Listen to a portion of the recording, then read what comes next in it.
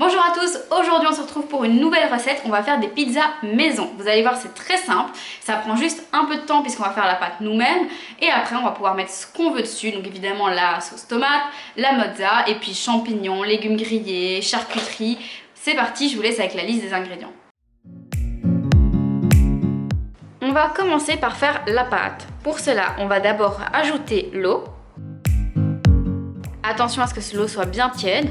On va ensuite ajouter la levure sèche. Ensuite, on rajoute l'huile. On va mettre par-dessus la farine. Et on finit par le sel. Il faut faire attention que la levure ne soit pas en contact directement avec le sel, car le sel peut tuer la levure. Et donc votre pâte ne va pas monter. Si vous avez un robot, je vous conseille de le faire au robot parce que ça va être beaucoup plus simple. Si vous n'en avez pas, ce n'est pas grave, vous allez pouvoir utiliser vos mains. C'est parti. On commence par mélanger doucement pour que l'eau n'aille pas partout.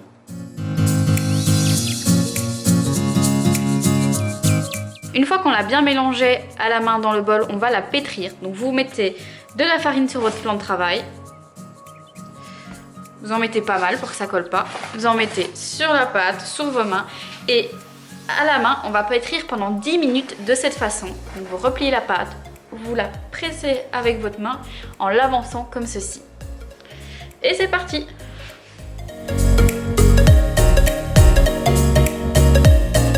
Une fois que vous avez fini de pétrir votre pâte, on va la laisser poser dans un saladier. On va mettre un torchon au-dessus et on va laisser poser pendant 1h30. Je vous conseille de le mettre près d'un radiateur pour que ça monte bien.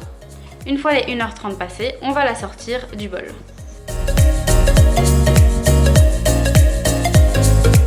On va dégazer un peu la pâte et on va la former en boule.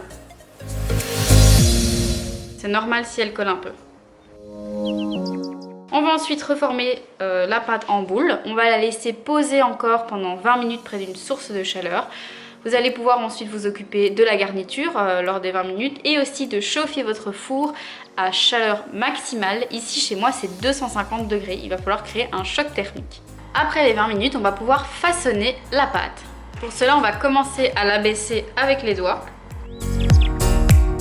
Et petit à petit, on va la tourner comme ceci pour l'élargir petit à petit. Moi je laisse un bord à la pizza d'environ 1 cm qui va en fait faire la croûte de votre pizza. Vous pouvez aussi la tirer un peu comme ceci.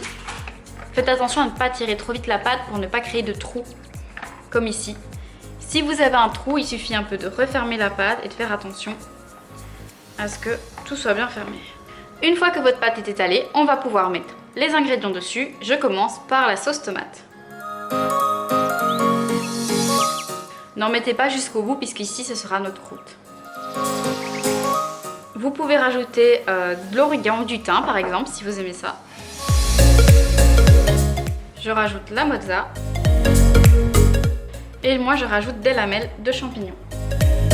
Quand votre four est chaud, vous allez pouvoir la cuire pendant 6 à 8 minutes. C'est parti! Et voilà, votre pizza est prête. Vous pouvez ensuite rajouter un petit peu d'huile d'olive. Ici, moi, je rajoute de l'huile piquante. Et mettre un petit peu de basilic.